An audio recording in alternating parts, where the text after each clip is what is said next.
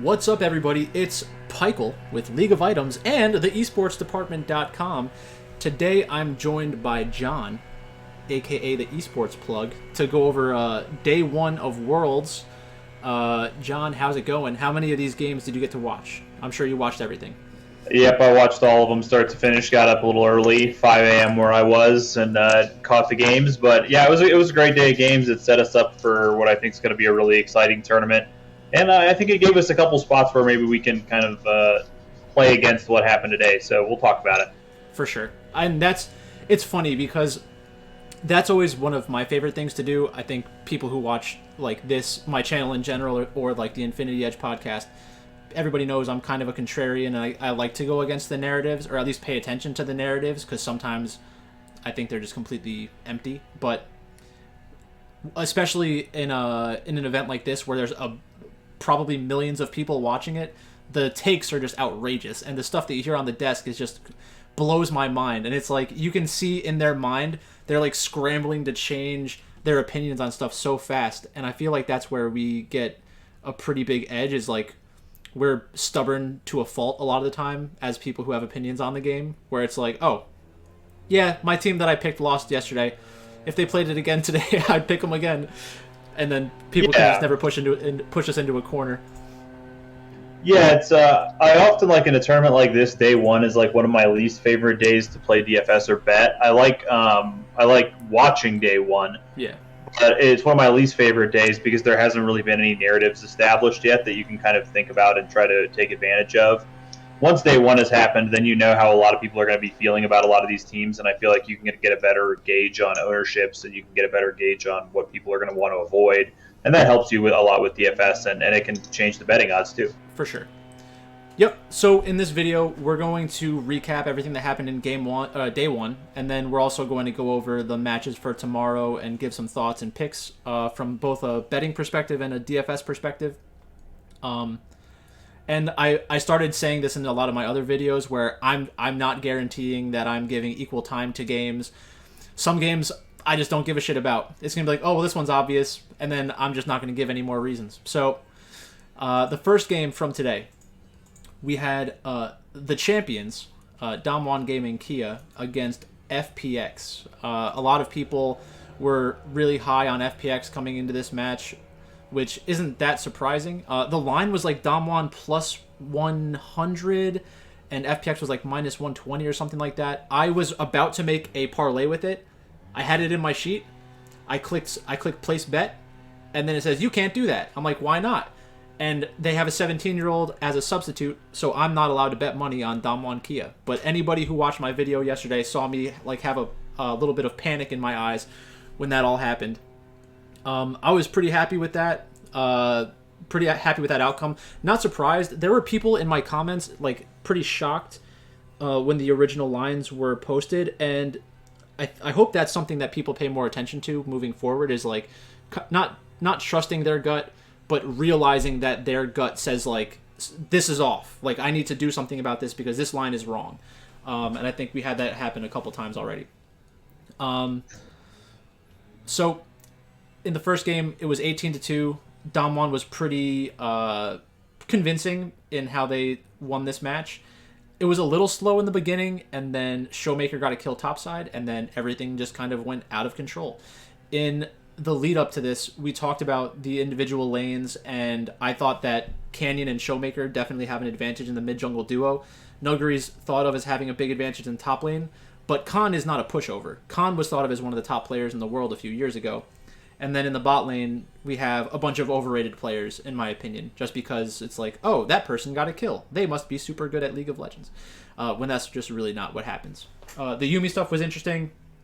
Doinb playing Galio and like losing lane was something I was kind of afraid of would happen, and is one of the reasons why I ended up taking Damwon Gaming. So, John, what do you think? What do you think about this match going into it and what you saw out there? Yeah, I would say this isn't a surprising result. I would say but what I will say about it is if these guys were going to play a best of 11, I think I would make FPX a small favorite, and I don't think very many of the games would look like this one way or another. I think this is a much more competitive matchup than we saw today. Yeah. I didn't like FPX's comp much at all. I thought you're mixing. For me, this is like a low damage composition in the mid game when you have Jace, Jarvan, Galio, Nautilus, and in the early game, the Kai'Sa doesn't do much while the Jace is online, and then by the time the Kai'Sa gets online, the Jace is offline. I kind of just don't like that mending of composition there. I felt like Damwon had so much more damage whenever there was an engagement. It felt like, ooh, this could be a close fight, except all of Damwon's guys do damage and none of FPX's guys do damage, and so they just get run over. Like I didn't like the composition from them, and I think that you could argue that Damwon should be the favorite in this matchup, and I think that's a reasonable argument. But I don't think we're going to see a lot of like 18 to 15K gold disparities between these two. But great game from Damwon and great start to the Worlds for them. Yeah. So from a DFS perspective, when I was looking at the King of the Rift tournament, I saw that some people had like Damwon and FPX in their lineups. Like, what are you people doing? Like, this game is basically a coin flip. Is this really the time to shove them into your lineups? Like, if you're using it, if you have like 3 entries or something like that, and you're using it as to kind of play into some kind of variant outcome where one of the chalks completely gets like destroyed, and then you like sneak in with an entry or something like that. Did you play any Damwon or FPX in your lineups or no? Not in the King of the Rift. I have 3 entries in the King of the Rift. I didn't touch this game. I think sometimes people forget that like King of the Rift Day 1 is basically a cash tournament. It's not like you're not shooting for upside or whatever. You're shooting for something that's going to get you into the top 50. Yeah. And I didn't really consider any of the games that were like, within minus 200 odds. I like didn't even consider them. So yeah, I didn't touch this game in King of the Rift. I did see some other guys playing this game. Like I said, I think it's a strategical mistake to be involved in this kind of game unless you have some sort of really strong read that this is like way off and Damwon's a huge favorite in this matchup for some reason. I'm not a fan of playing this one in King of the Rift today. Yeah, I definitely agree with that. So that was basically it from this game. What do you think do you think there will be an overreaction from this, or what do you think and if so, what do you think the overreaction is going to be? I think there is definitely an overreaction just from what I've already seen. I definitely think people are like putting too much on Damwon for this game, and don't get me wrong, I think Damwon's one of the favorites to win the tournament, like right up there with the other top teams. But I think there was a little bit too much like, oh, we didn't realize how insane Damwon is. Like if you didn't expect that Damwon could hang with FPX, then I don't know what you were thinking. Like. Yeah. This was always clearly something that could happen. Yeah. So yeah, I didn't alter my like power rankings much based off this game. Yep. Okay, that's all for that one. In the next match, we have RNG against PSG. In my video yesterday, I had PSG at plus 240. I thought that the line was off. I still thought that RNG was going to be the winner in this match just because they're RNG. But I started kind of convincing myself that PSG had really good chances to win this game during that video. And then during the draft, I was actually pretty concerned with my King of the Rift tournament lineup because I knew that a lot of people would have RNG. So if RNG completely tanked, I think it was like 40 to 50% owned for a lot of the players on that on RNG. Like I just wasn't sure where I would end up if RNG actually managed to lose this game. Because I had some Hanwha Life in there, so I thought maybe I have a chance to sneak through anyways. But we got pretty lucky, I think, people who had RNG, just from a drafting perspective. And this is one of the things that I like about RNG a lot. Their willingness to have like weird drafts or different drafts that people don't expect, like putting Syndra into the top lane to go up against Kennen. I think they may have done this earlier in the season as well. Like I know that Xiaohu definitely played Syndra at least once during the LPL regular split, and it's to like exploit lazy drafting from PSG. And it's not necessarily lazy from the perspective of like, oh, who's out there picking Kennen right now. It's more like Kennen's a meta pick. Kennen isn't going to get countered by anybody. Kennen's broken. And then you get something like this where Xiaohu can just stomp a lane because of it. I thought that was really smart, and that's one of the reasons why I love flexible laners. The jungle matchup, I was a little surprised to see Wei on Jarvan, but everybody can kind of play Jarvan. It's really not a difficult champion at all. Cryin on TF makes sense. Miss Fortune has huge priority right now. I think that the early death bot lane kind of blew my mind that Unified would let something like that happen so early on. And it really did fundamentally change the complexion of the game, because, like, when I look at PSG's like their roster and their champions that they have, I was thinking to myself that as long as they can make it through the early and mid game and not get completely blown out of the water by TF roaming to the side lanes, like they have a legitimate chance to contest like Dragons, Rift Herald, get into a Baron fight, have a Aphelios hard carry because like you have a little bit of tankiness out of Rel, a decent amount of survivability out of the Jarvan. But if you get Aphelios onto TF, Misfortune, or Syndra, they could just like take over the entire team fight, and that's without even taking like a flank from Kennen or a good engage from Lee Sin or a good hook or Tryndamere getting into the back line and just being disruptive. So I think that PSG was pretty impressive to me, even though they ended up losing this game. I was kind of happy with how they ended up performing, so I think I'll feel good about playing them in the future. What did you think about this matchup? Yeah, this one was really interesting to me because coming into the slate, like when I first looked at the slate, like 12 hours before it started or 16 hours before it started, I didn't really want to mess with RNG, and I was I saw the odds, and I was like, man, I just don't know if I think RNG is this big of a favorite. They were like minus 350 on Bovada or something like that. Mm-hmm. But I eventually kind of came around to it because I think I have a bad block in my head from previous years. Like these teams that come from the PCS always end up stealing some games. Yeah. They always end up stealing games from LPL teams. I think I just kind of like in my mind was just like, it's going to happen again. Almost certainly. But honestly, after we watched Beyond, I think like obviously PSG is on another level from Beyond in general, but Beyond looked pretty bad overall. And so if you think that that's the second best team in the PCS, it's not insanely surprising that PSG could come out 18-0 without being like necessarily a world class team. And I mean they are very good, but so I kind of came around on it, and I ended up playing RNG in 2 out of my 3 King of the Rift lineups when I finally came around to it. I will say I don't like the draft that much from RNG. I'm with you there. I disagree with a lot of people on this in that I hate Twisted Fate, and I understand why a lot of people like Twisted Fate, but I hate Twisted Fate. I hate Twisted Fate. Yeah, I hate Twisted Fate because every game, no matter how much people want to talk about, you got to play the side lanes correctly and all that kind of stuff, which is true, most games come down to a couple big fights, and TF just sucks at fighting. He like stuns one person and then he just stands around auto-attacking while other people can deal continual damage or burst damage. I am interested, why do you think this is the spot where Talon decided to pull out the Tryndamere? What about this game says mid-Tryndamere to them? I mean, I don't think that a lot of League of Legends games right now get into like true split push or like true side lane where the TF or the Tryndamere is actually going to be pressuring on the side lane, but I think teams would probably be able to convince themselves pretty easy like, oh, TF's going to be in the side lane, throw Tryndamere over there, and let's just try to have him 1v1, and then the 4v4 is going to be standing around a Baron or a Dragon Pit and kind of just like wait as long as possible, try to let Tryndamere get some extra time. But I don't think we've seen Tryndamere do that in a professional match so far. It's just more like a solo queue kind of thing. But I'm sure that there are a lot of teams out there right now that think Tryndamere is broken because of scrims. I don't know if this was because of something they wanted to do against RNG specifically. But yeah, there's definitely the limitations of the Tryndamere mid lane that people don't think about when all you hear on like broadcast is, oh, mid Tryndamere, Chovy's playing it, Faker's playing it in solo queue.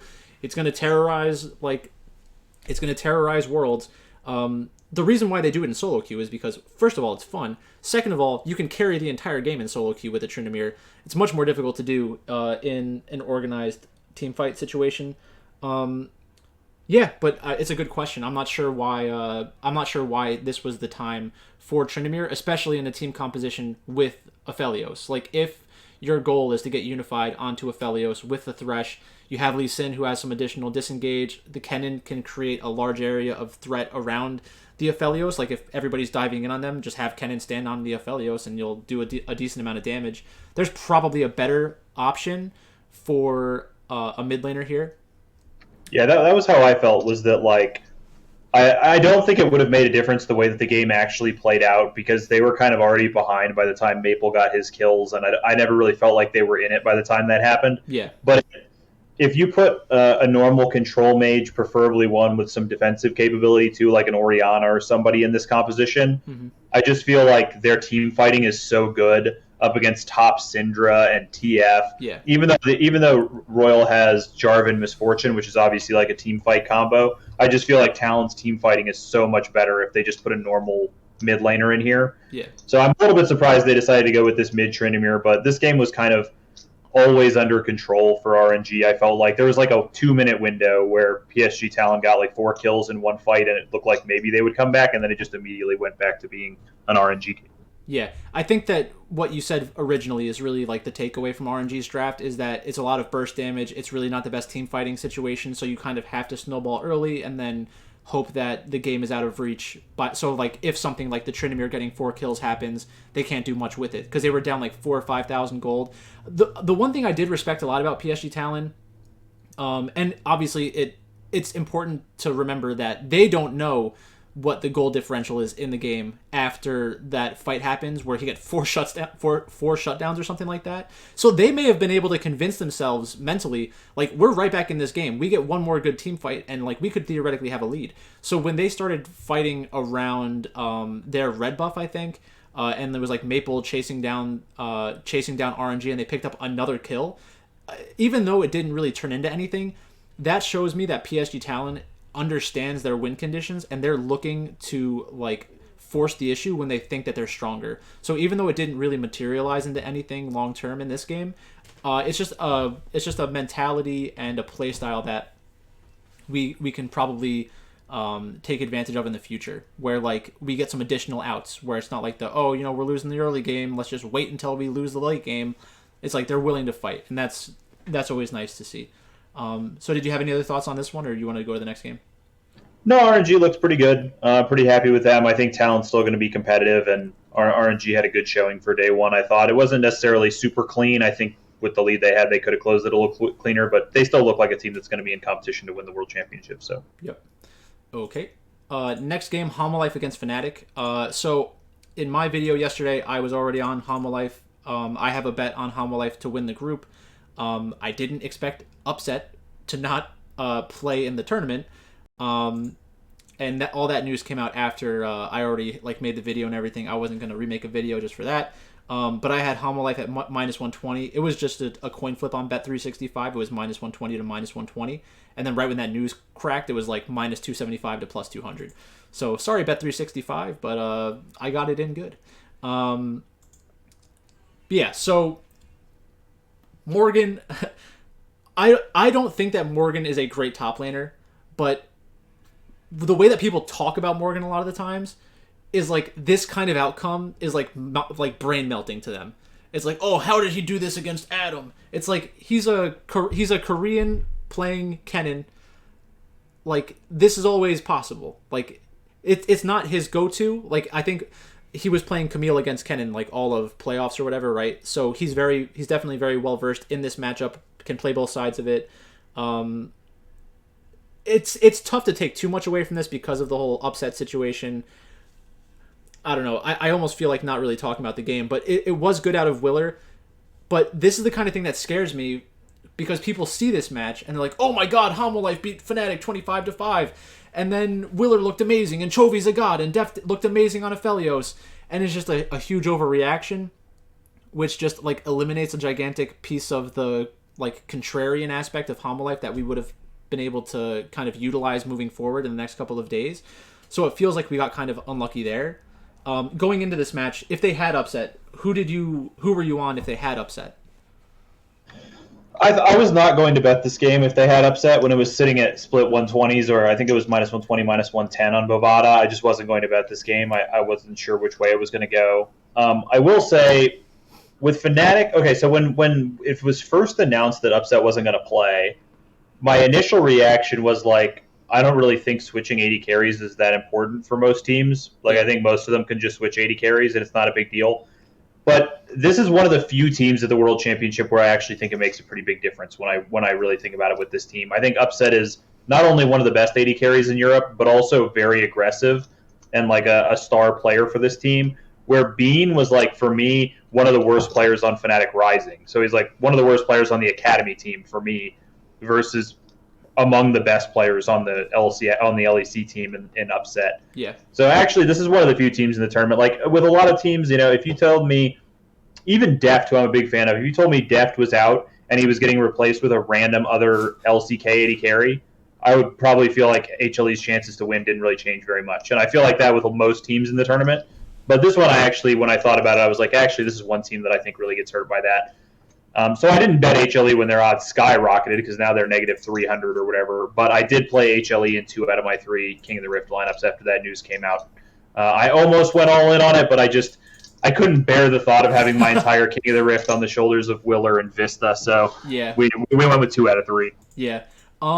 Yeah, it was pretty crazy. I mean, today we saw a lot of the Korean players who are like, they make you want to pull your hair out from for DraftKings reasons, just completely go off. Like Willer, Vista, and Keria all had crazy games.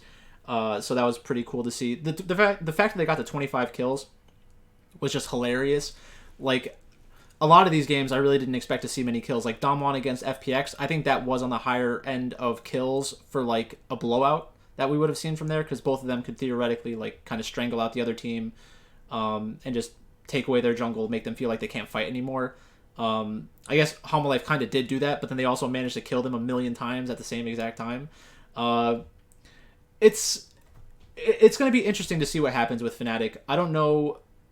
Who are they? Well, we'll do the future stuff later on. But I could see there being some spots where I still think that Fnatic is able to get a win in the group stage. And hopefully it happens sooner rather than later, because if it's a good underdog spot where like the odds are off because now the market tries to overcorrect and say, oh, well, Peen is garbage. Worst player in the world. Put Fnatic at plus 500 against who's the North American team in their group? Team Liquid? They're in C, right? Yeah. I don't. Are they the only group that doesn't have a North American? Oh, team? is it? It's TL, Homalife, RNG, PSG, right? Yeah, and then Yeah. Cloud9 is in A, and 100 Thieves is in B. So yeah, there's just not one in this group. So Fnatic against PSG, like a spot like that, if that was tomorrow, I don't know if it is or not. Like that could be kind of interesting. I don't think I'd really want to do it, but it's definitely something I would consider. So any other takeaways from this game, or after the news cracked, I think we all knew what was going to happen. It's a little bit of like a divergence, but I think it's like something that can be useful to people that are following along in this. Oh my god. It was like a door slam, a dog trying to kill somebody, and a cop car all at the same time. That was awesome. What the fuck? I think maybe we're all right here. My dogs go nuts if anybody walks on the sidewalk out front of my house. But the thing that I was going to say is,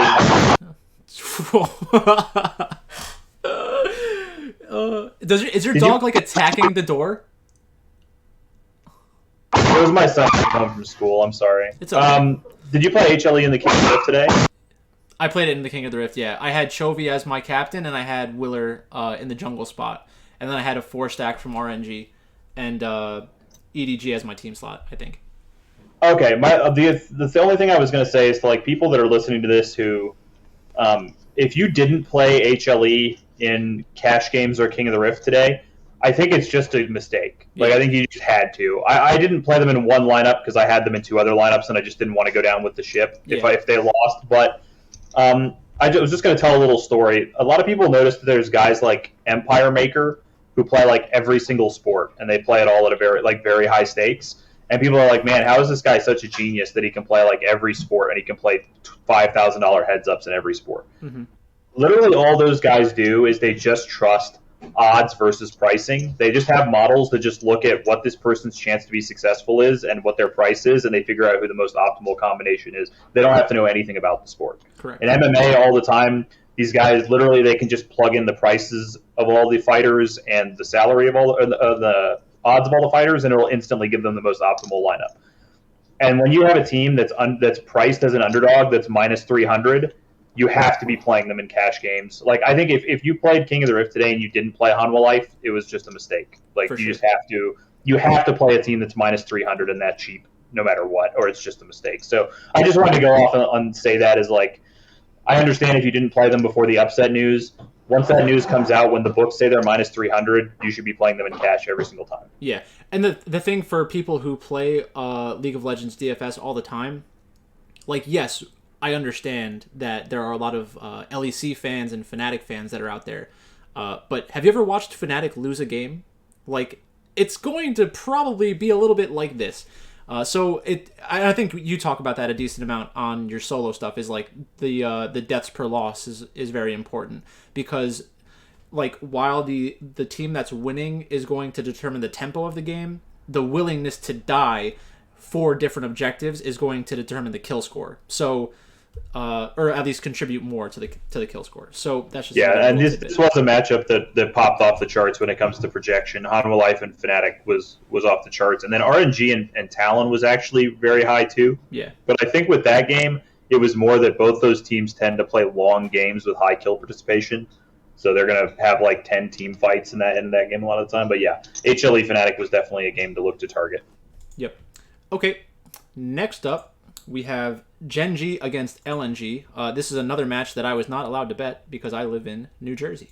I would have had my money on Gen.G. Everybody knows it. I said it 5 times. I said it in the video. I wanted to pick them to win Worlds. Everybody was there. Everybody knows I did it. I'm not going to try to convince anybody anymore. I'm the biggest Gen.G fan in the world. I have a separate video said why Gen.G will win Worlds.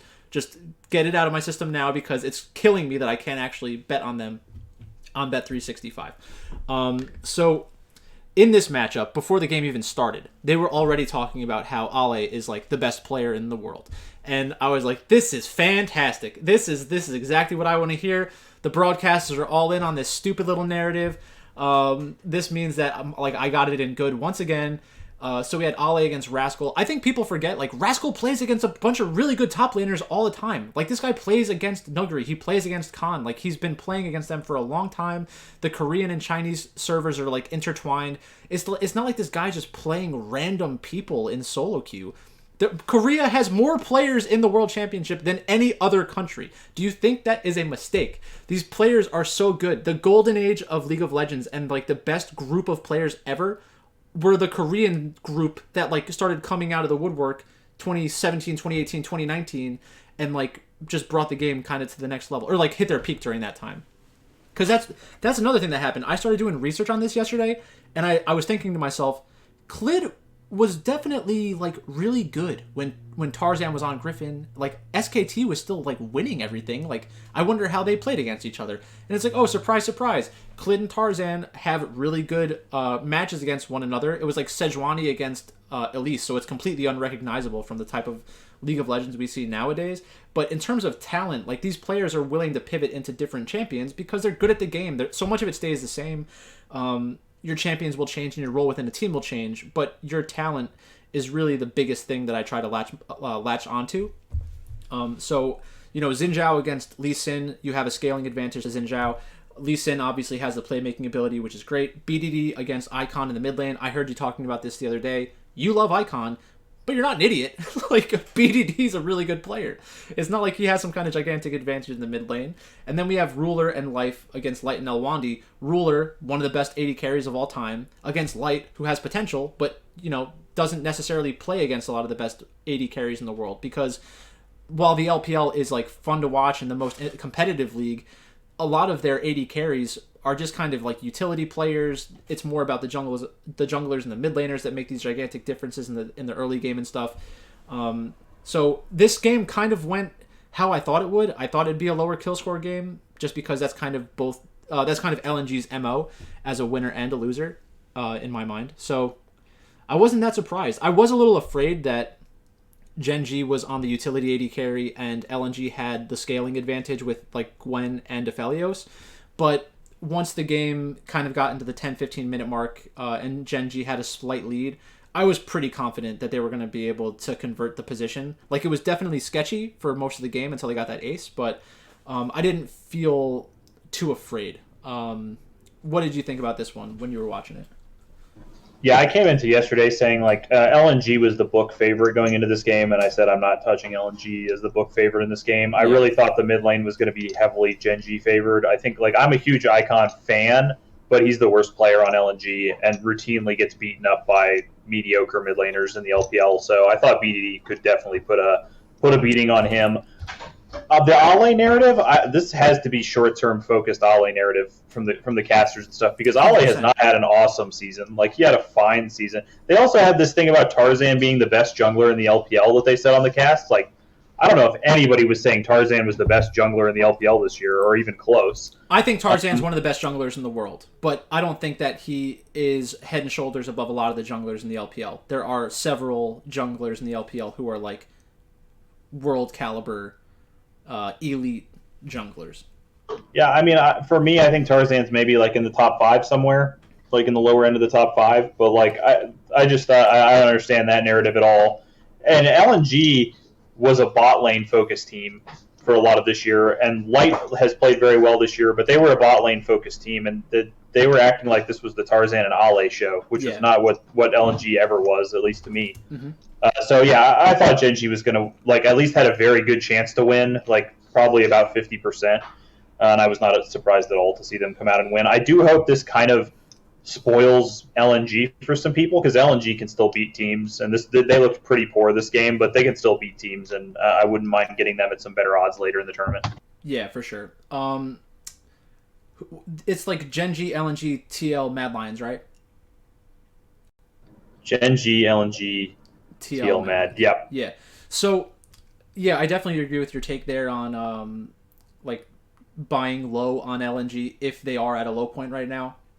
The other thing I'd mention, I think that like maybe a lot of people who are watching this haven't been watching League of Legends as long as we have. The jungle role has undergone the most significant change in like not any sport, but like it fundamentally changed the game when it went from junglers being like gank heavy, Rek'Sai, like Kanavi style champions, Tarzan style champions, where you have this large impact in the early game, you get some of your teammates fed. It's not really about farming. When the whole farming thing started happening, where that was like the most important thing to do, and like Graves was the most important champion in the meta, then we go into the Chem Tank meta, like it's just completely different. Like it's almost a different game. Like the amount of resources that junglers get, it's just wild how much different the game kind of is right now. So that I think that's probably a lot of what plays into my opinion of Tarzan. Like I have a very high opinion of Tarzan, Kanavi.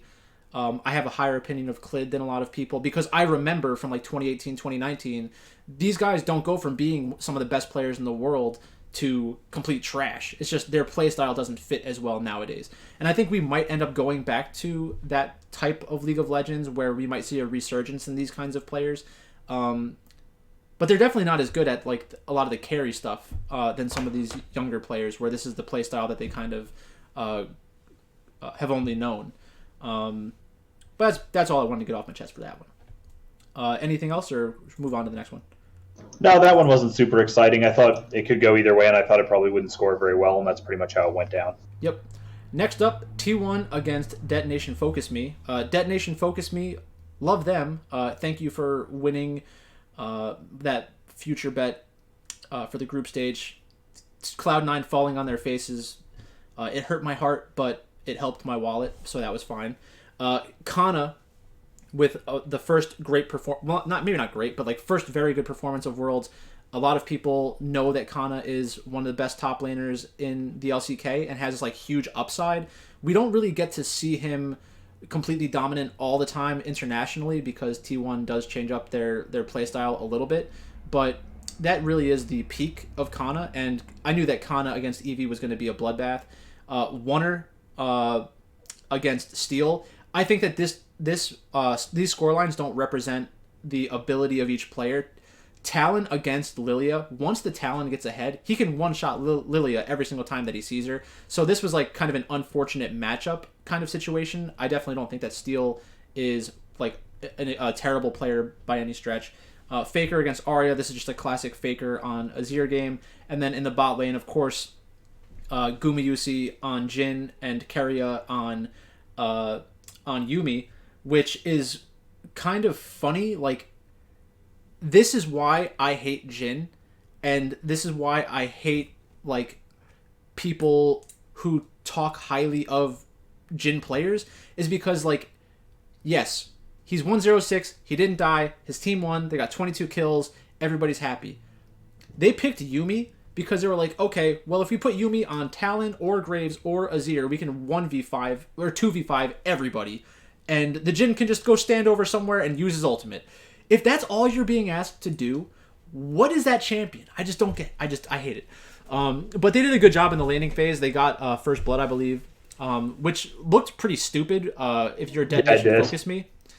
Yeah, right. So I don't know. I don't have much else to say about this game. I think that we got all we could out of DFM in the play-in stage. I don't really think that there will be many spots to make money on them at this point in the tournament. Like against 100 Thieves, if they post some kind of wacky line where DFM is like a plus 200 or something, sure, I could see them beating 100 Thieves in a best of one. But I'm not touching them against EDG, T1, any team with some kind of pedigree. That's really it. Yeah, this game worked out for me in a lot of ways. And we might clash a little bit, I'm not sure, but I think DFM is going to go 0-6 in this stage. I could see them going 1-5 if they take a game off 100 Thieves, but I think DFM is going to go 0-6 personally. And T1, I actually think is going to walk. I think they might walk out of this Worlds being an underperformer. And if I think that's the case, then them having a super blowout victory in game one where they get 22 kills is a great thing for me because it's only going to draw more people over to them. I hate T1's drafting. I've always hated it, and they do it again here. I don't like the Jhin. I'm not a fan of both Gravetop and Talon together. So I just don't like how T1 drafts, and I'm hoping that I'm going to be correct that they kind of underperform at this Worlds. I could still see them making the playoffs. Like I think asking them to lose twice to 100 Thieves is a pretty big ask. I don't think that's going to happen, but I could see 100 Thieves beating them once and losing to them once.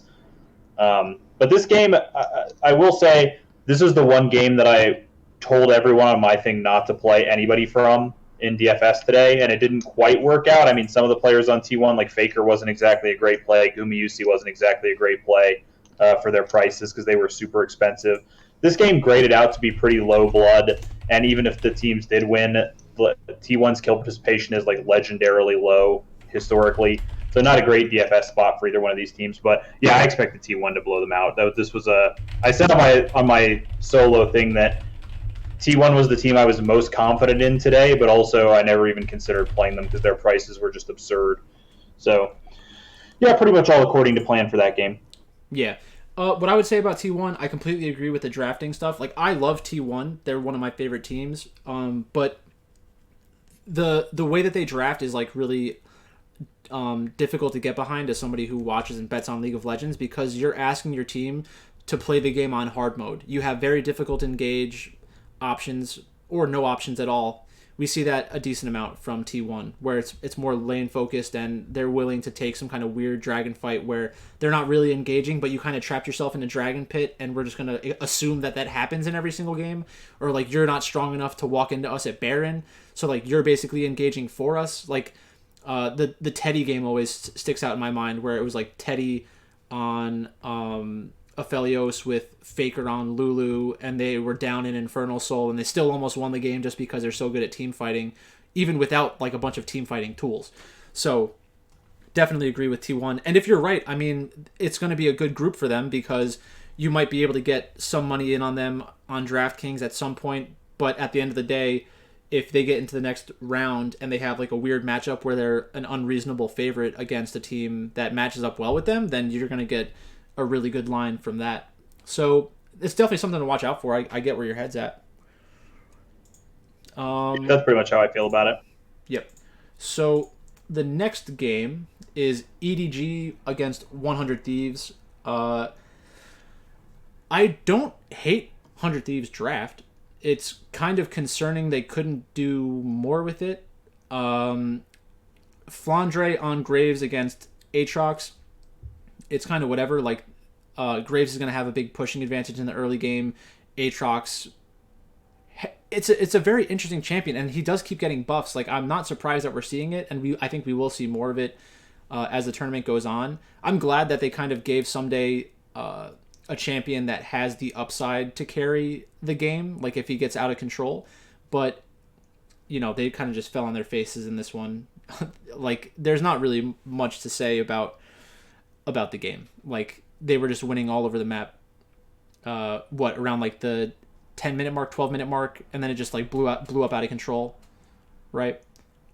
Yeah, I actually was very impressed by EDG in this game. in that I didn't think that 100 Thieves made very many egregious mistakes. To end up with this big of a lead to crush them this badly, when I didn't think that 100 Thieves played that badly, was pretty impressive to me. Like, there was a point, the casters did point this out, which I appreciated. They were like, wow, Subday's really getting crushed in CS. He's down by 60 CS, but he was farming 10 CS a minute. Like, Flandre was just farming so absurdly that even with Someday at 10 CS a minute, he was out farming him by 60. So, yeah, I thought this game was really impressive from EDG personally. I was super impressed with Scout in particular, zoning everybody off of every objective. Like, every time 100 Thieves walked near anything, Scout was over the wall and keeping them away from everything. I didn't lose that much faith in 100 Thieves this game, and I gained some respect for EDG. EDG and Damwon were my two teams that kind of stuck out to me today as like teams that, even though I expected them to be good, they performed maybe even a little better than I would have expected. Sure. Yeah, this game, I wasn't going to touch 100 Thieves. Just super scary. Yeah, I had EDG in one of my King of the Rift lineups. I was in no 100 Thieves. Yeah. Okay, so next up, the game of the day, if you ask me. Team Liquid against Mad Lions. Where are my LEC truthers at? Hopium, Copium, what else were you screaming at me in the comments? I forget. But a lot of upset people, I'm sure, with this outcome. So Team Liquid took down Mad Lions. I had a bet on Team Liquid, what was it, plus 140 or something like that. Which, honestly, it was a very good line. Like, from the sportsbook, there wasn't much value there at all. I thought it'd be a lot higher. Like, if you took the way that the public talks about it and just translated that into a money line, you probably would have been closer to plus 180, something like that.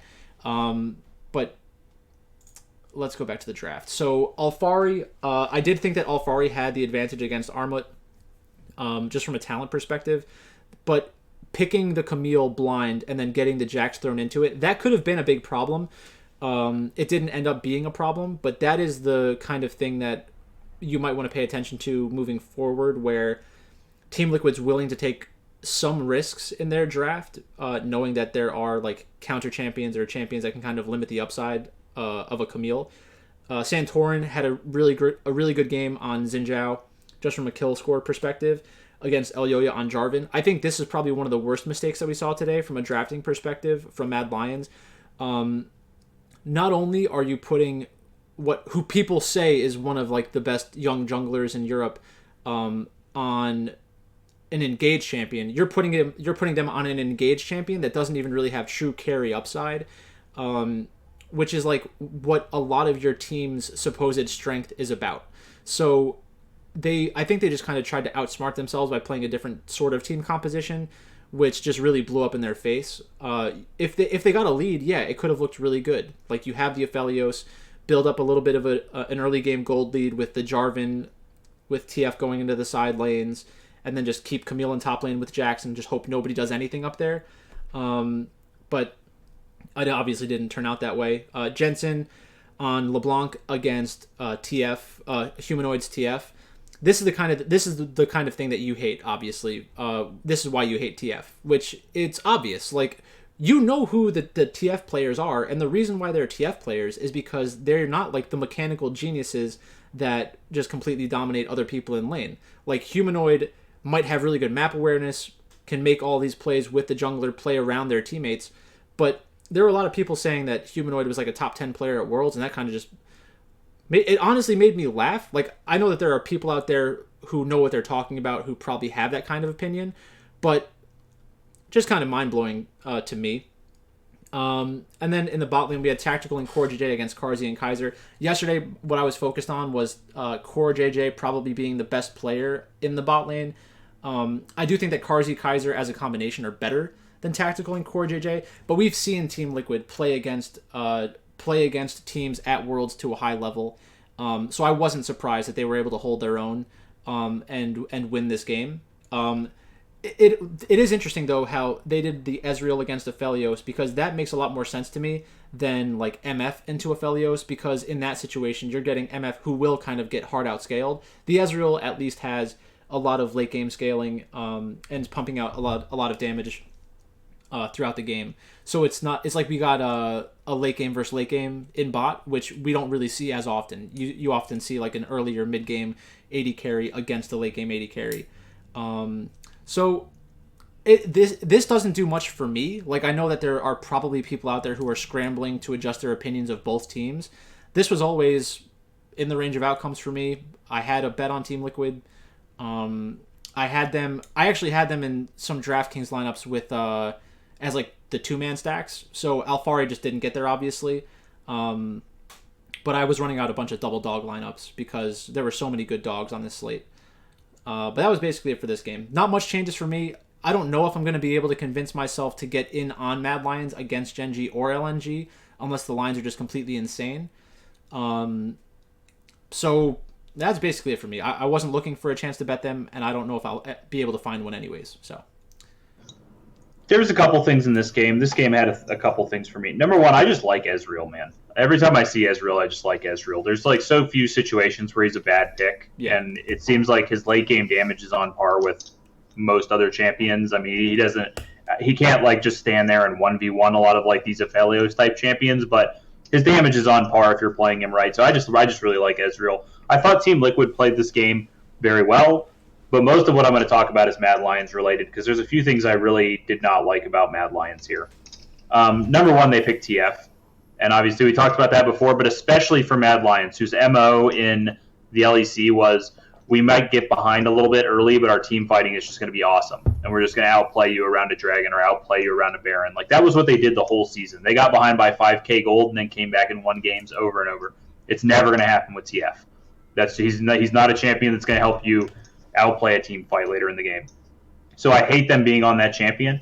I also hate that we saw what happened to them last year at Worlds, and this felt very similar in that this rush play that lost them the game at the end, where they were like super hard forcing this mid lane like chase, that was very desperate feeling, and that was what Mad Lions looked like all of last Worlds, and they underperformed seriously. They didn't have the like fun jubilance that we see from them when they're playing LEC. They felt scared and desperate all of last Worlds, and they felt that way in this game too. So it's a different team, but I'm very worried that that some of that has carried over, and that they're letting the pressure get to them a little bit on this stage, because this was just not a lot of the plays we saw in this game for Mad Lions were just not what I expect from the Mad Lions that we saw in the playoffs in the LEC. I didn't think that they played the same way. So I'm worried about them. I hope that they get it back together, because I think when they're at their best, they're a team that could make the top 4 at Worlds. But this was far from their best, and it's different from something like FPX Damwon, where I just felt like, this can just happen. These are two great teams. When one of them gets ahead, they can take a lead and finish the game. This felt like a bunch of mistakes from Mad Lions that they can't afford to have when they're playing against teams that are this good. So, yeah, I'm very worried about Mad Lions. They're probably the team that I was most worried about after watching today's performances. Yeah. The one thing I would say about Mad Lions, the best tweet that I saw today, I think I forget who put it out there, but somebody said like Arome and Shadow underperforming again, and I was just so happy because it's so true. They did look like they did last year, and the reason why it happened last year is because Arome was just not a very good player. The reason why it happened today, I'm not as sure why. Like, I do think a part of it is our expectations might be a little out of line on Mad Lions. This was like not exceptionally bad, not exceptionally bad as in like very, very, very bad. But this is why I've had a lower opinion of them, is because I knew this was in them, and we haven't seen it a lot recently. So the other thing was, Mad Lions does play a decent amount of TF. It's just like, I think that when they play TF against teams in the LEC, they're not going to get caught out on the limitations of a champion like TF as much, because they are just a lot better than a lot of teams. If they played against, like if Team Liquid was from the LEC and they played against Mad Lions during the regular season, and we saw like a Twisted Fate game against them, like could Mad Lions blow Team Liquid out of the water through a good early game and mid game? Yeah, I definitely think that's a possibility. But the point that you're speaking to more of is like, you don't have as many outs. Like, if it doesn't go good in the early and mid game and you don't draft correctly, then you're going to have a huge limitation on your ability to win late game or come back in a game. Just the TF arc just falls off a cliff if you're not hitting every break point at the right time. So I and a huge limitation, like specifically, it puts a huge limitation on what they're good at. Like, I don't like teams hamstringing themselves on the thing that they do well. If you're a good late game team that team fights really well, don't pick all early game compositions because you're just taking away the thing that you're good at. Like, you have to survive the early game, but pick something that plays to your strengths. And I just don't think they picked TF plenty this year, but I don't think that TF fits what they do well. I will say it's been a damning day for Jarvan in general. Jarvan was not good anywhere that we saw him, unless the rest of his team was crushing so hard that it didn't matter how he was doing. It was just a very tough day for Jarvan. Yeah, and as a Jarvan player, that hurts my soul. But what was the last thing I was going to say? Do you think that Mad Lions maybe went with this kind of draft because of a read of their read on Team Liquid? Like, could this be a spot where they think to themselves, Team Liquid's going to try to outscale? We put the TF in there, we try to make plays around the map, and then we should have a big enough lead where we have the late game insurance with Jax and Aphelios anyways. And then, maybe they felt like they were taking away some of Team Liquid's win conditions. Like, they didn't have a lot of just like a shutdown Alfari game plan might have been what they were going for. Like, let's get that TF up in the top lane, and we'll get this Jax, and we'll just stun up this Camille. And the thing is, they went for that, but we kind of saw that, like, there's just not, especially in the early game when the Jax hasn't got his damage yet, Jarvan, Jax, and TF were taking a fucking decade to kill Camille. Like, they were up there for like 5 straight minutes trying to dive the Camille. And, it's not as effective if you're getting the kill on Camille, but you have to waste 3 guys and 2 summoners in 3 minutes of your time or whatever. Yeah. I think we see the Jax against Camille in the Homolife LNG match? Like, that's when Ale, went off, right? So maybe they felt like, oh, we tricked Alfari basically into picking Camille. We're going to take Jax, we're going to slap Jax in the top lane, beat the shit out of Alfari, and then get an easy win. Like, maybe that was their plan. But, yeah, definitely didn't work out. And we'll have to see what their future matchups look like. Rogue against Cloud9. I had a big... it's called I forget what the weird word is. A Heinz. It's like a bunch of different parlays, like, kind of combined together that a sportsbook does for you automatically. Cloud9 was my last team in that. I had no idea what my actual potential payout was for the Heinz, so I didn't know how to hedge it, so I just let it ride, and they lost.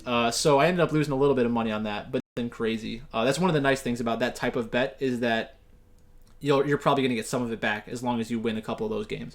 But this is kind of exactly how I saw this game potentially going. I do think that Fudge, Blabber, and Perks have an advantage on the top side, but Han Sama is so much better than Sven. Like, giving a playmaker, a playmaking champion, an aggressive champion like Lucian Nami against Sven, like, you're going to get slapped. The fact that Cloud9 banned out the Draven was another thing that I was kind of anticipating. But if there are other champions that can give Han Sama the playmaking upside, you're going to have to ban them all out, because that is your big liability, is Sven in the bot lane, and that's going to be scary for Cloud9 moving forward. Like, I hope that Rogue is able to get a second win against Cloud9 later on, even though I do like Cloud9, like, I'm a fan of Cloud9. I have a bet on Rogue to be, like, the top performing LEC team, and the fact that Upset is gone and Mad Lions might not show up again, like, I could just back my way into that bet, which is why I did it. I was like, plus 500, like, that just seems kind of crazy. There's only 3 teams, like, it's one of 3. But outside of that, I mean, Kiana is definitely a tough champion to kind of wrap your head around from a drafting perspective, because it seems so broken. Like, you don't really have that much gold, and then you walked into a team fight and you hit 4 people into a wall and they all died. Like, I don't know if that's how the game is supposed to be played. It doesn't seem very fair. But that was really the only takeaway, was Han Sama's a god, and if you put Han Sama on Draven or Lucian and the other team drafts some kind of, like, do-nothing AD carry in the early game, then you're going to lose. So. Yeah, this game, this is like one of the most stock standard games of the day, I think. I thought Rogue was going to win. I thought it was going to be at least mildly competitive, like Cloud9 wasn't just going to roll over and die. They were probably going to win a skirmish here or a skirmish there, but I thought ultimately Rogue would probably beat them fairly easily, and that's pretty much how it ended up. I think Cloud9, unfortunately, just has too many things wrong in this tournament. I think their bot lane is weak, and I think Blabber's just not playing on the level that he was playing on for 2 years. There was like 2 straight years where Blabber was like clearly the best jungler in North America and just crushing. And they finally get to Worlds right when he had a split where he was like not really that good. And he's been, I think, getting pretty gapped by every jungler that he's played against so far. And Inspired, I thought was going to be a real difference maker in this matchup versus Blabber. So I think Cloud9's probably looking at a 1-5 or an 0-6 in the group stage. Probably more likely a 1-5 because they battle, but I don't think we're going to be looking at them as a potential move through candidate here. Yeah, I think you're right. The one thing with Blabber is like there are some of these AP champions that a lot of the time we get like concerned with him playing because they're so volatile, but you know, we could get a Talia out of him and maybe something like that switches it up and changes how Cloud9 can approach the draft. But I think that I really think it's Ven. I think Ven is the biggest issue here, and that does put even more pressure onto a player like Blabber. Like, you just don't have a full team. I don't know. Maybe that's not giving enough of blame to Blabber. Like, maybe he deserves more blame. But then the last part of the draft is the fact that it was Rumble against Gnar. Like, that's a classic matchup, right? Like, they used to trade it back and forth when Gnar was broken, right? So it's kind of just old school League of Legends. Otowane definitely understands all that. So let's take a look at the matches for tomorrow to wrap things up. Let me just get that up on my screen. I have the betting odds for 6 of the games, but not Damwon's match or Genji's match. I've got the odds on Bovada, so I can tell you at least what the Bovada odds are for those games. Okay, sure. So first match, we have T1 against EDG. You want to take this one first? What are your thoughts? I like EDG quite a bit here. I kind of think that, like I said, I think T1, when they play other teams other than DFM, are maybe going to show that they're not quite as good as people thought they might be. And I'm hoping that this is kind of the match where we see that. EDG at minus 150, I think, is going to end up being a bet for me, which is the Bovada odds for EDG. I might end up being wrong. I mean, T1 has some very talented players in their team. I think Kana is super talented. I think Faker is far from washed. I think both the 80 carries have super high upside. Carry is fantastic and among the MVPs of the LCK. Mm-hmm. So it's hard to say they're going to be terrible. Like, I don't think they're going to be terrible, but I think EDG is probably going to get the win here. What about you? I think that on Bet365 it's minus 110 to minus 125. I think that those odds are not representative of what the market actually thinks. I think that EDG should probably be closer to what you're saying that you're seeing on Bovada at minus 150, and T1 should definitely be like plus 125, plus 135. If it was at that number, I would like the bet on T1. As I'm caught between a rock and a hard place because I like T1 as an organization, but I also love Viper. I think that this is a chance for Viper to kind of remind everyone that he's one of the best 80 carries in the world, which I think is just true. So it's going to be tough to pick this one for me. I don't like the fact that I'd have to bet it at minus 110, but I'll probably end up betting on T1 at minus 110. Actually, I guess that if I think that EDG should be minus 150 and T1 should be like plus 135, then maybe I should take EDG just because it's closer to the odds that I think are accurate. I'll have to think about that one later on. Not a fan. I think this game is not a great DFS spot. Probably both these teams are willing to play like pretty conservative, choke you out type League of Legends. Yeah. T1, I noticed, picks a lot of very early game compositions, like I've talked about a lot, but they often use their early game compositions to kind of keep you away from things rather than forcing fights. Mm-hmm. Like, just, hey man, you can't come to the Rift Herald. Like, we got Jason whatever over here. You can't come over here. So they end up not being that bloody or high kill participation, even when they have like early game comps. And then EDG is definitely a team that doesn't mind winning 8-3. Yeah. So I think this is a game I'm going to avoid for DFS probably. Yep, I definitely agree with that sentiment as well. Next up, we have Rogue against Damwon Kia. So I do not have the line. I'll give my thoughts first. I think that Damwon's going to win the game. What do you think? Yeah, I think Damwon's probably going to win. I will say, if you're playing like the $15 on DraftKings tomorrow, the big field, I could see Rogue as a play. If Damwon loses this game, I could see Rogue scoring very well. And even if Rogue's not likely to win, I think their upside is there because I don't think Rogue is good enough to beat Damwon in like a 22-minute stomping. And so if they beat them, it's probably going to be a 40-minute long game with 3 or 4 huge team fights where they get 4 or 5 kills. So, yeah, I don't think Rogue's likely to win at all, but I do kind of like them as a big field GPP play. Yeah, so I think that I kind of agree that it's worth a look. I don't think that I'd want to bet on Rogue on DraftKings that scenario because I think it's more likely that Rogue, unless Hansama like gets Draven and just completely goes off, I think that it's very likely that Rogue will like get an early game lead. Not likely that's going to happen, but if they did get an early game lead, they're going to be like, oh shit, I think we're winning right now. Like, if we just, like, don't fight them for a long time, and then, like, they just let us get a couple dragons, maybe get a Baron, we get a big enough gold lead, like, maybe we can just win one late-game team fight and then win. Like, I think that is more likely to me, so I don't feel great about that. What's the line for this one that you see? Is it, like, Damwon, let me guess, Damwon minus 500? Minus 375 on Bovada with Rogue at plus 255, so, like, big gap in the numbers there. I see. All right, yeah, not very interesting matchup. We can move on from that one. PSG against Hanwha Life. Hanwha Life minus 163 favorite. PSG is a 120 dog. Hanabi against Morgan. I think Morgan's a better player. Willer against Steel. I think that we're not going to see a performance that bad out of Steel again, probably. Maple against Chovy. I think Chovy is better.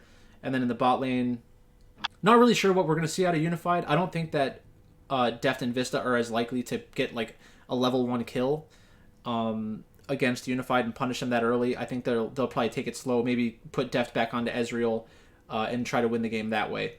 I do think that PSG definitely has an opportunity to win this match, and this is one that I'd probably... Do you think, is Hanwha Life bloody enough when they're from losing positions to justify playing them on DraftKings?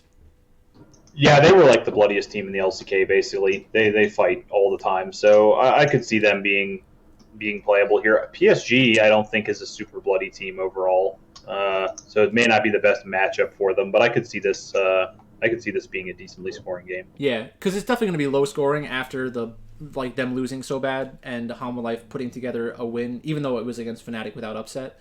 So I would take a look at PSG on DraftKings. But do you have any other thoughts about this one? Do you have any interest in betting PSG at on a sportsbook? No, I mean they're only plus 115 on Bovada anyway. This is going to be a really telling game for me because I can't decide if, like I said, coming into today's game against RNG, I was initially scared of them and then kind of shook it off and was like, actually, I think RNG is just going to roll them over. And RNG kind of did just roll them over.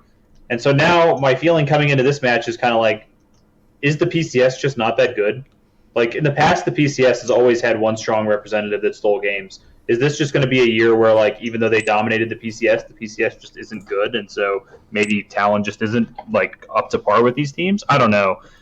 HLE, I think HLE is a deserved favorite, but I'm not sure that I want to put too many eggs in this basket quite yet. I want to kind of see how PSG plays out. I wouldn't be surprised if it turns out like they're just a complete bust this Worlds, and I wouldn't be surprised if they bounce back and end up with a 3-3 or something like that. So I'm not sure where I'm at on PSG yet. Yeah. So as a part of the $1,000 betting challenge I'm doing, I'm going to end up betting $20 on Hanwha Life just because I'm not doing it with PSG.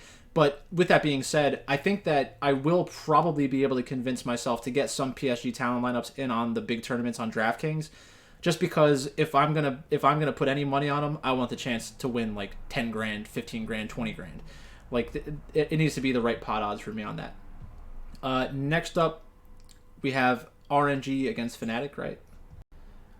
Yes, RNG against Fnatic. RNG is a minus 450 favorite over Fnatic.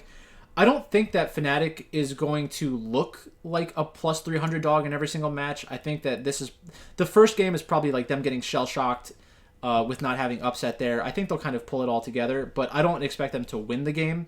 This is going to be a freaking insane DraftKings match. Whatever team wins is going to get a bajillion kills. So I want exposure to both teams. Theoretically, I'm probably not going to have exposure to Fnatic. I will end up betting the $20 on RNG. It's going to be tough to not have RNG in your lineups in cash games, right? Yeah, this is normally the kind of spot where I usually like a team like Fnatic in a spot like this where they just lost the game really bad, but I think they're like a pretty talented team and I think they can come back. But I have a nagging feeling in my mind that Fnatic is just going to do terribly this Worlds. After seeing that first game, seeing the reactions on from even like Whippo seems like he's having some problems. There was that social media stuff we were talking about there. It might not be anything, but Upset suddenly leaving, Whippo seeming like maybe he has problems, Bean coming in, who I don't have a lot of respect for as a player. I kind of feel like maybe things are just coming together where Fnatic's just going to have a really bad Worlds. And like you said, this is the matchup that's going to project. I haven't looked at the projections yet, but I'm confident this is the matchup that's going to project to the highest amount of points because these are two of the bloodiest teams in their various leagues. So I imagine this game will have an extremely high projection, and I think probably RNG's a team you're going to be forced to go to on this slate for sure. Yeah. All right. The next game is FPX against Cloud9. FPX minus 600, Cloud9 at plus 350. This is another spot where I'm going to be betting the $20 on... Do I bet the $20 on Cloud9? Nuguri against Fudge.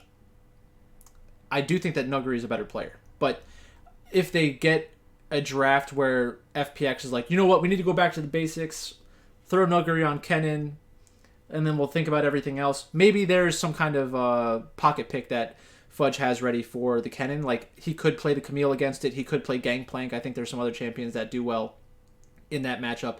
Tian against Blabber. I think that Tian's a very good player. More of like the old school League of Legends style, but after Viego was taken back out of his champion pool, I think he's going to be searching again for like what champions he really excels at. Obviously, he's a very good Lee Sin player, but there's only so much you can do as a Lee Sin player in this type of meta. So Blabber theoretically does have chances to get a better draft, a better champion out of draft. Maybe we can do something like that. Doumbé is definitely a better player than Perks, but Perks in the right matchup can do fine. It's really just like, am I willing to bet $20 that C9 wins the draft, and FPX is one of those teams that you were talking about the other day where maybe this one is just going to fall on their face at Worlds. It's definitely possible. I don't want to touch C9 really on DraftKings, so maybe I'll just throw $20 on C9. Maybe I'll just do that. I think an interesting thing to think about with this matchup is FPX might be kind of overlooked on DraftKings tomorrow because they're about the same odds, and so I'm going to assume they're going to be about the same price as RNG. And who is like you're not going to be able to fit RNG and FPX together, and who is going to choose FPX over RNG playing against Fnatic? Like I think it's going to be most people if they're playing a big favorite like that are going to prefer to go with RNG. So FPX, especially after getting smashed today by Damwon, people might be a little hesitant to be on them and prefer to just go the RNG route. So FPX in a big field GPP feels like maybe a team you might want to target on DraftKings tomorrow. Just for price implications. Like I say, they're a team that most people are going to say are going to win tomorrow, but I think people are going to end up putting their dollars on RNG more than they're going to put their dollars on FPX. Good point. So I will be putting my $20 on the sportsbook on Cloud9, and then I'll probably try to get some exposure to FPX on DraftKings. Next up, we have 100 Thieves against Detonation Focus Me. 100 Thieves at minus 225, Detonation Focus Me at plus 162. This is a spot where I kind of feel like I have to look at Detonation Focus Me. Maybe the wheels are falling off and they're just not as good as they looked in the play-in stage. But Eevee against Someday, I do prefer Someday's long-term talent, but I don't know if there's going to be a big enough... I don't know if they're gonna like both play champions that are going to look to win the laning phase and create that large advantage. I wanted to say that about FPX against Cloud9 in the bot lane. Like, LWX does play like a Felios and late game type champion sometimes, but he's really more of a utility player. So I could see it going like utility AD carry for FPX, Ezreal for C9, and then the game just kind of being like a wash in the early game, which might actually be a good thing for C9. But I digress. Back to 100 Thieves and Detonation Focus Me. So in the top lane, I do think that Someday has a slight advantage. Closer's pretty good. I don't think he's much better than Steel, and this is going to be people's lowest opinion of Steel, so that's when it's kind of a buying opportunity for me. Arya against Abadage. I think that not narrative, people's perception of Abadage has kind of like fluctuated wildly since he came to North America. What did you think about Abadage when they were in the LEC, and what did you think when they came to the LCS, and what do you think now? Let's see. I basically have not changed my opinion of him much. He's for me was like a good solid top half mid in the LEC. Like somebody who was like never a guy that I thought was the best mid in the LEC, but was never a guy that I thought was like in danger of losing his team or whatever. Like he was always going to be there and be solid. Mm-hmm. In the LCS, that gets elevated a little bit because I feel like the LCS mid lane is just weaker in general than the LEC mid lane. So I think he's probably more like a top 3 or 4 mid laner, but still like not a guy that I'm like, man, this guy's just going to drag this team over the hill on his back type player, So I think he's very good, but not a superstar necessarily. Yeah, that's why I think I kind of want to play Detonation Focus Me here, because like I don't watch the LJL, but Arya is the kind of player who has that kind of upside in my mind. The fact that they were willing to reorganize their team and change up their roster, bring in a coach to play on their team last year in order to get this guy some stage time, like this is what they were kind of playing for. Now that they have their full roster, even though I'm not a huge fan of Utapon, I think that we kind of saw why in the early game today, what their downside looks like. But if Steel has a better performance and if the team has a better draft and Steel doesn't get into a big disadvantage in a very bad matchup, Steel will do fine. Arya is just as good, probably better than Abadage. If Arya came over to the LCS, would I be surprised if they ended up being one of the top mid laners in the LCS? Not at all. Utapon, not really a difference maker, so maybe FBI has some like winning chances in that matchup specifically, but I think Gange has done really well so far at Worlds, so it's going to probably come down more to a draft. So as long as Detonation Focus Me doesn't get completely outdrafted again, I do think that I would like to bet $20 on them as the underdog. What do you think? Yeah, this is going to be one where I think I'm going to plant my flag, and I'm open to being wrong. I think I've said it before. I think DFM is going to go 0-6 probably. I think 100 Thieves is going to beat them here. But like I said, I'm pretty open to being wrong here. I think the DFM has some things going for them. I'm worried because the more I look at LJL games, it just looks really weak.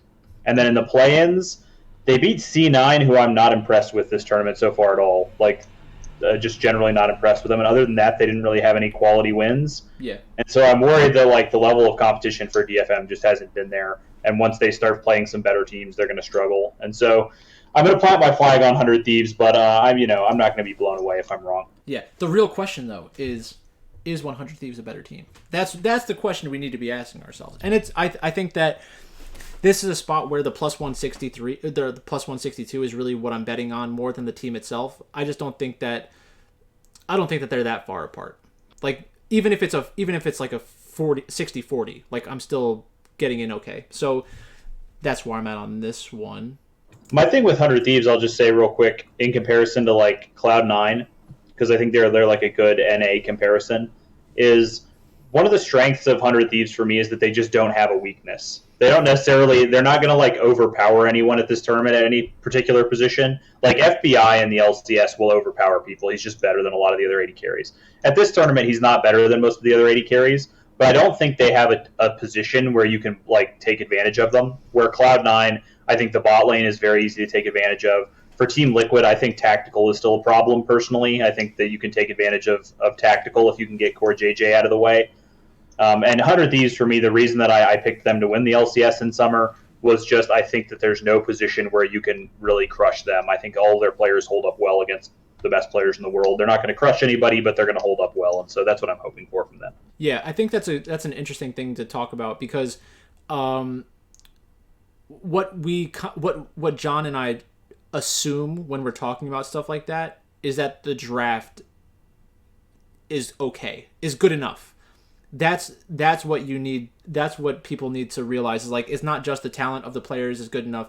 They also need to be put in a position to succeed. So as long as 100 Thieves doesn't draft themselves into a hole, none of their players are going to create a hole. That's kind of what John's saying right there, which is definitely smart because any team can put them in a horrible position in a draft. Like RNG has done that in the past as a team that was like winning MSI. They would still have some drafts where it's just like, what the hell is going on right now?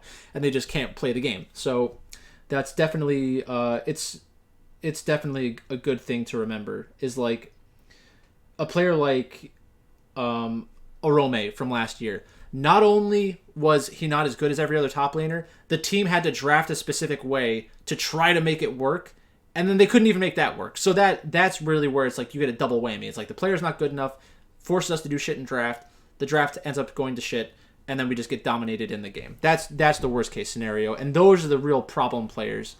So whenever you can identify a problem player, you should expect to see big draft issues as well. Yeah. So then in the next match, we have Gen G against Mad Lions. I do not have the line. Let me guess what the line is for this game. The line is minus 140 Gen G. But a lot has it minus 125 for Mad Lions, minus 105 for Gen G, so nobody an official underdog. That's what I like to hear. I wish I could bet on that, but I cannot. So if you were setting the line for yourself, what would you set the line at? And then give your reasoning. Is it like to try to inspire action one way or the other, or like what do you think the true odds are? Answer however you want.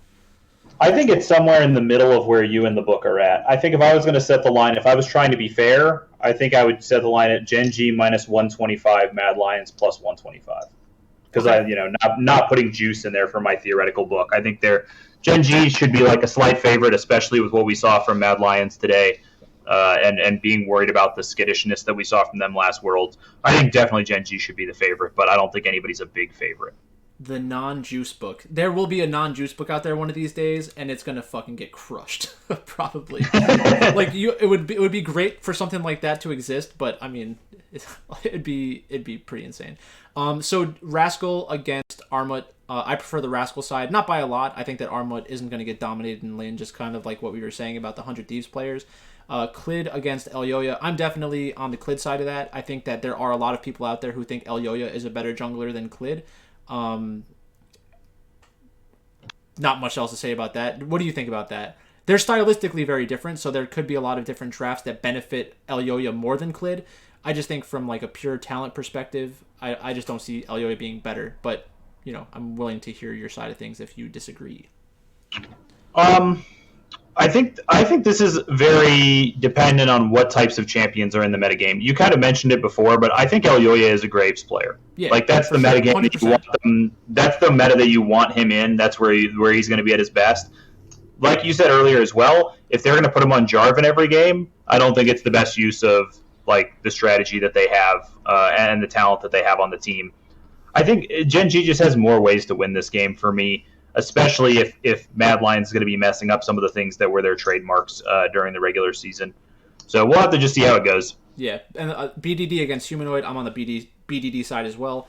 Ruler and Life against Karzi Kaiser, I'm on the Ruler and Life side. I think that this is a perfect stylistic matchup where both teams have ways to win this game. It is going to come down a lot to the draft. I was just thinking about it while you were talking. Like, it's like a home run hitter, right? A home run hitter against a fastball pitcher, they're probably going to look really good. They have chances to hit home runs and completely smash the ball. Against a curveball pitcher, they're more likely to probably strike out and look stupid half the time. But if you get the home run hitter on the right day against a curveball pitcher, they still have a chance to hit a home run because they always have that in their range of outcomes. So in this situation, I think that Mad Lions is more like, we have a fastball. Can you hit it? And I think that Gen G can kind of deal with everything that they have because Mad Lions will probably be the one trying to force the issue. If you have like a farming Graves, Gen G's going to be like, oh, well, we're going to play like Volibear or Trundle or something, and you just go do whatever you're going to do, and we're probably going to try to gank you a couple times, and, one of us will win the game. It's like a completely different approach to the game, and it's really tough in those matchups because everybody wants their team to play like Mad Lions. So it's like, they're doing what we think people are supposed to do. People like watching it more. I think that's probably what the biggest disconnect is between the way that I look at things and like the general public is people want their team to play like Mad Lions and not Gen G, because Gen G is frustrating to watch a lot of the times. Yep, I would agree, and I think that, man, the thing, like I've said it 100 times already, even on this podcast, but the Mad Lions, their strength in the regular season was these beautiful team fights, and I just hope we at least get a chance to see that at this World Championship, because they did not look good in the team fights today for me. Yeah. Last game of the day, LNG against Team Liquid. LNG minus 200, Team Liquid plus 150. I mean, yeah, Team Liquid beat Mad Lions. I don't think that Team Liquid's going to beat LNG. I think that LNG stylistically, with they're more similar to one another, so you're not going to have those same outs that we were just talking about with like the home run hitter, curveball, like that kind of stuff. It's like, this is a contact hitter going up against anybody, doesn't matter, I'm going to make contact. LNG knows what they're doing. So LNG is going to put together a solid draft. Team Liquid will probably be the team that's more likely to have an early game bot lane, and maybe they can try to force the issue, get light on a late game champion that isn't able to get there. So there's definitely outs there. I'm not going to bet on Team Liquid in this spot. I don't think it's probably LNG minus 200 for me. Yeah, this feels like a spot where Team Liquid might be overvalued after today. Yeah. People like to take a result they saw yesterday and assume that's how things are going to keep going. You got LNG, who lost pretty badly today, and Team Liquid, who upset today. Could definitely see people flocking towards Team Liquid, but I think I'm on the LNG side. The Bovada odds of minus 220 feels heavy enough that I'm not going to bet LNG.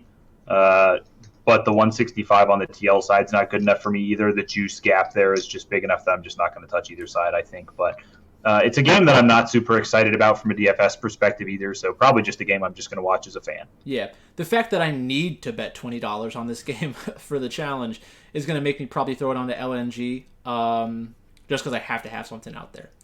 But that's basically it. So do you have any other final thoughts about day one or what you're looking for in day two? I guess overarching thoughts. Let's see. Did I change any major opinions of who I thought was going to get out of the groups based on day one? Maybe just that we might see Mad Lions be the odd team out in Group D. It kind of feels like Gen G and LNG are maybe the favorites to get out here, where I had initially predicted Gen G and Mad. No other real major changes, I guess. I think pretty much everything is... Even the teams that lost, I kind of mostly lost in expected ways, other than Fnatic and Mad Lions, I guess. For sure. All right. Well, that's all we have for you today. If you want to check out more of John's stuff and my stuff with the Infinity Edge podcast, make sure to check out the esportsdepartment.com. We're a little bit more DFS focused in general. So if you go over there today, for example, you're going to see John's breakdown of the DraftKings slate, which should be coming out within the next couple of hours.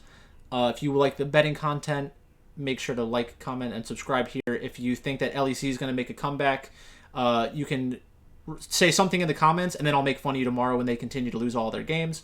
Thanks for watching, and we'll talk to you tomorrow.